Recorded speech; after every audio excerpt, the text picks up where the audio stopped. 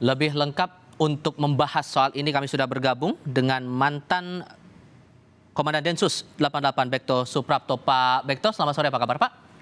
Selamat sore, kabar baik. Terima kasih sudah bergabung bersama kami. Kami mendapatkan kabar juga bahwa kepolisian menelusuri untuk sementara ini dugaannya itu kejadian yang berlangsung dengan korban anggota Densus 88 anti teror ini dugaannya kelalaian. Kalau Anda menangkapnya, ini bagaimana kemudian analisis Anda soal itu? Iya, kejadian ini pada hari Minggu ya, dini hari, pukul 2.50, tanggal 23 Juli tahun 2023. Mengenai hasil investigasi, nanti perlu pemeriksaan investigasi yang menyeluruh, mulai dari pemeriksaan di TKP, pemeriksaan saksi-saksi, pemeriksaan bukti-bukti.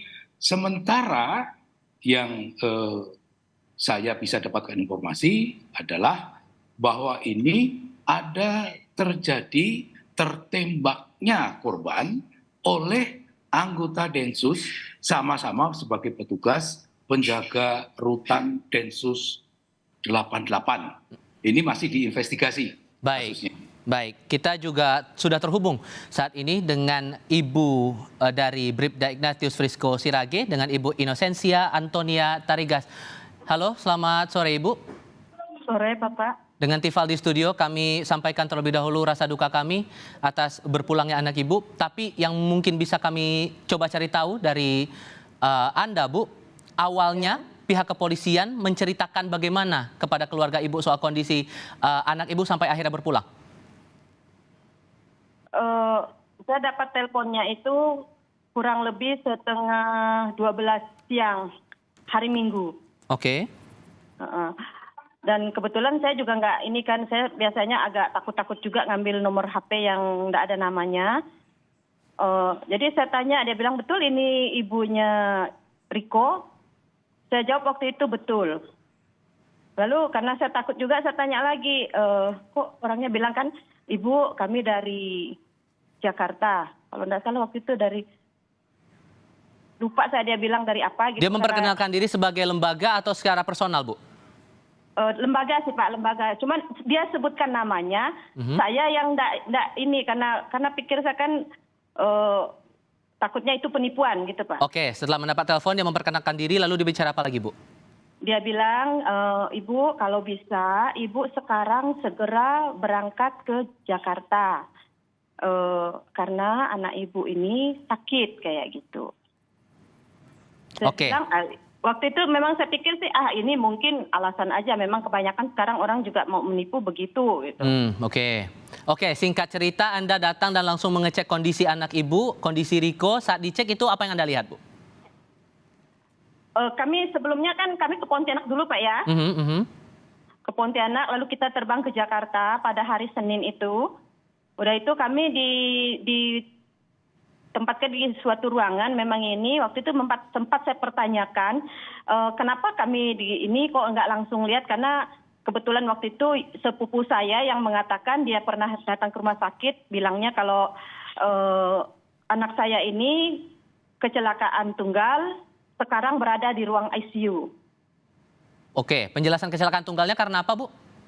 Nggak ada, belum ada Pak, karena memang satupun dari anggota yang menjemput ataupun yang ini tidak ada yang menjawab kami kalau sebenarnya anak kami ini kena apa, itu mereka nggak tahu juga katanya. Hanya disuruh untuk memfasilitasi kami untuk sampai ke Jakarta. Oke. Letak kecurigaan yang Anda rasakan bersama dengan keluarga ini apa Bu? Pertama, waktu yang saya bilang saya punya keluarga, adik, kebetulan dia tinggal di Jakarta. Karena kami belum bisa terkejar hari Minggunya itu ke Jakarta, saya minta tolong dia yang pergi ke sana. Lalu waktu menanyakan yang tadi dia bilang kecelakaan tunggal, sekarang di ruang ICU, dia sempat teriak, dia bilang, ya Allah kenapa jadi begini. Lalu saya bilang, bolehkah saya melihat keponakan saya? Jawaban dari mereka katanya, maaf Ibu, yang boleh melihat cuman orang tuanya. Itu disampaikan ke saya lewat telepon. Langsung saya bilang, kok gitu ya? Lalu dia nanya lagi, gimana ya Kak saya sekarang? Ya udah kamu pulang aja. Saya bilang kayak gitu. Tapi itu hati saya udah ini ada apa kok kayak gitu. Masa mau lihat dia di ruang ICU aja, keluarga saya sendiri enggak boleh kayak gitu. Itu kecurigaan pertama. Kecurigaan Lalu waktu berikutnya? kami dibawa ke ruangan itu, kenapa kok kami kayak diundur gitu istilahnya, ya kok enggak langsung. Mau saya tuh kan kalau memang dia di ruangan ICU, ya kami langsung dong dibawa ke ruangan ICU tempat anak saya. Itu kecurigaan saya yang keduanya. Oke. Nah, sampailah akhirnya menjelaskan mereka kronologis yang mengatakan bahwa anak ini waktu itu direkam oleh bapak sih, saya enggak begitu hafal ininya karena waktu itu saya dah kondisinya enggak karuan. Senjata yang mau diinikan itu meledak mengenai anak ibu. Oke. Begitu. Oke. Dan setelah itu apalagi Bu yang Anda rasa aneh begitu terutama dari kondisi jenazah? Waktu kami habis dapat berita itu sih karena kami lagi waktu itu sangat sedih sekali, jadi pada nangis semua. Jadi dia bilang dia masih menjelaskan kami mau ketemu kalau kayak gini ibu kondisinya nggak bisa lihat anaknya kayak gitu bilangnya. Saya bilang kami mau lihat kondisi anak kami sekarang. Akhirnya dengan perjuangan kami berusaha untuk tenang. Akhirnya kami ke ruangan Pak, ke kamar jenazah. Oke. Ke kamar jenazah itulah kami terkejut sekali melihat bahwa anak kami udah kaku, ibaratnya udah nggak ada lagi. Dengan kondisi sedemikian kecurigaan Anda yang sudah Anda sampaikan itu tadi Bu, bakal ada langkah hukum lanjutan lagi untuk mengusut kasus ini dari pihak keluarga Bu? Saya waktu itu memang udah ngomong, pokoknya saya mau tahu tentang kenapa anak saya ini sampai terjadi seperti ini. Saya tidak mau kalau nanti ada istilah anak saya Riko kedua yang terjadi. Baik. Cukup anak saya saja, tapi itu harus diusut tuntas, saya bilang. Waktu itu saya udah ngomong juga dengan mereka. Baik. Pak Bekto, dengan penjelasan Bu Inosensia tadi, apa yang Anda tangkap Pak? Yang pertama saya menyampaikan rasa saya pada keluarga yang ditinggalkan. Ya. Yang kedua adalah ini investigasi sedang berjalan. Investigasi sedang berjalan. Orang yang diduga harus bertanggung jawab terhadap meninggalnya putra ibu ini sedang diinterogasi. Ya, menjadi kewajiban polisi untuk menyidik ini, membuat terang perkara ini.